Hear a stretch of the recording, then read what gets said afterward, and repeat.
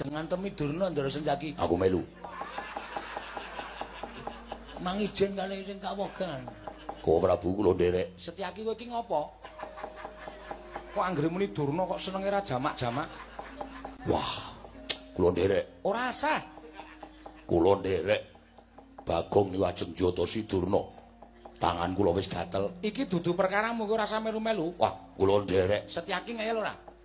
Wah, Durna aduh batis. Kop dase tuk. Waduh, idak dadane nyet. Wah, Bagong aja mingin-mingini aku.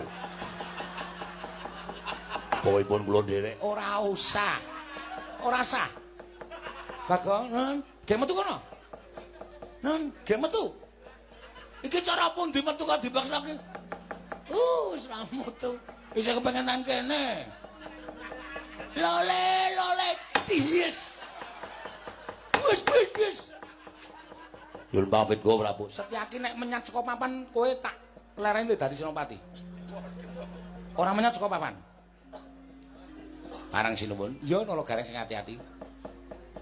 Tonjol. Tanganku wis gringgingen nyampluki cangkeme Durna. Ayo Tagang. Gek wis rene. Asik iki bancaan kok. Heeh.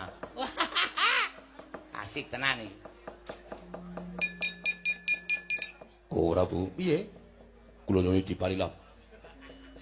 Badhe wonten wingking sekedhap. Wis ora entuk. Seneng kono bae. Kakang Udawa aku goleki alasan. Wah. Kula mboten wantun Yayi Mas. Menika wonten kedaton. Setyaki Wonten dawuh. kene maju rene. Inggih. Kok kowe arep melu-melu kowe iki ngopo? Kowe kira ana perkara apa-apa kok? Kok kowe arep melu Jyotosi Durna iki dasarmu apa? Wonten dasaripun. Dasarmu apa? Sengit. Wong sengit kok njur Jyotosi Ben.